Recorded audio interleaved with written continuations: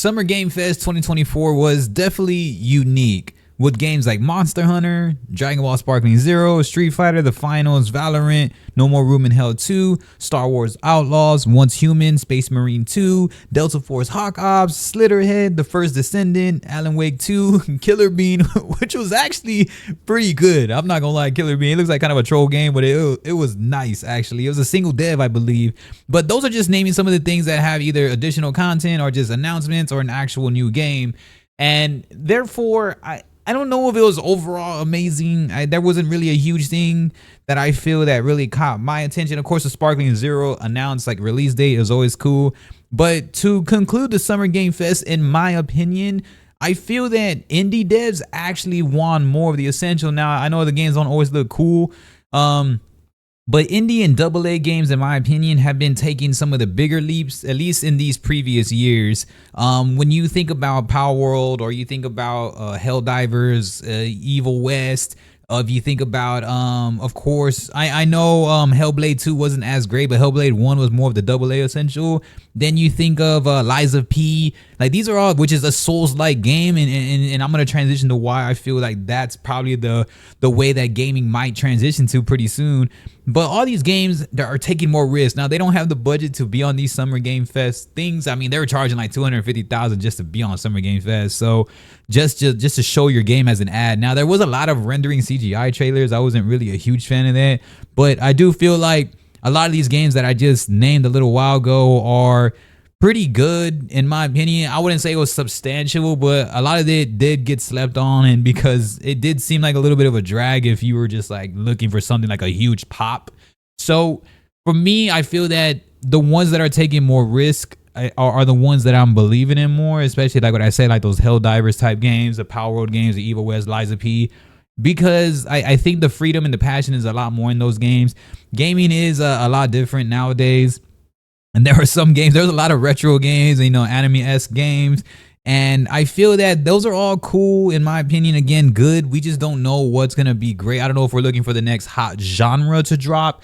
I feel that gaming's not in an identity crisis, because there's a lot of great stuff. Like the Alan Wake 2, I know people are going to be excited about that. Sparkling Zero is major for people. Street Fighter, the Year 2 pass is incredible. Monster Hunter Wilds, that's me right there. I love the game. The reason why I love those games because I have been thinking that the gaming industry is transitioning towards these types of games now, right? Open worlds, RPGs. But not only that, I feel the most mainstream are going to be games exactly like Monster Hunter, but definitely even to a higher level, of course, thanks to Elden Ring and all these streamers playing. And I did just say this in my previous video, was all the Soulsborne and Souls-like games. The reason why, because this alleviates like all the PvP toxicity where you can just get away from it. Although there is some PvP in all these, of course, but you can get away from a lot of PvP essential, but you can still have a rewarding and challenging outlook in gaming. And that's why these are some of the toughest game, probably, I would say, at least when you're thinking an RPG, Souls, PvE type, like Monster Hunter and Souls-like games and Soulsborne games, especially FromSoft games, basically, what everybody loves to say. And so what I feel is that these types of games are going to be what's really going to push this industry forward, because they look well, the music's always great, the aesthetics are incredible, and they just live up to what is supposed to. Now, I know there's a lot of Souls-like games or quote-unquote clones and all that stuff, and I posted tons of videos on this too, where I'm talking about like Lords of the Fallen and Lies of P, and then just others that are previous, right? But gaming, I feel, aside from the battle royale genre, I think somebody's looking for something to just pop where it just becomes like, yes. That's why Power World went so wild, because it was just so different, and it's something we've been wanting, at least in terms of graphically inclined, like what we wanted from like a Pokemon game or whatever.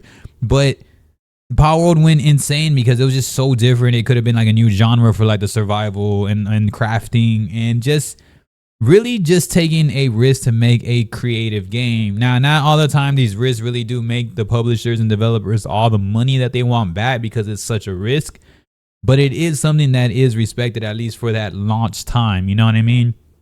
So when you're thinking of all of these, I think the Toriyama one, I believe he had his own like isolated type studio. I believe, I don't know like the exact terminology he had. I know he had his own mini.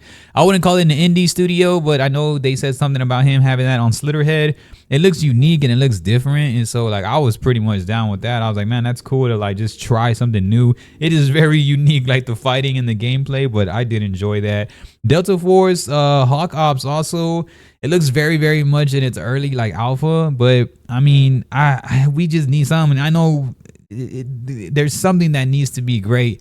Like, I'm not someone who just plays like battle royale all day. I played a numerous amounts of games. I love fighting games, and like what I said, Souls and Souls-like games, RPGs, adventure. Hell, I even still do linear story games. I know a lot of people don't like those anymore, and I get a huge W for Valorant too. I think some of the major winners of Outer just really top everything off.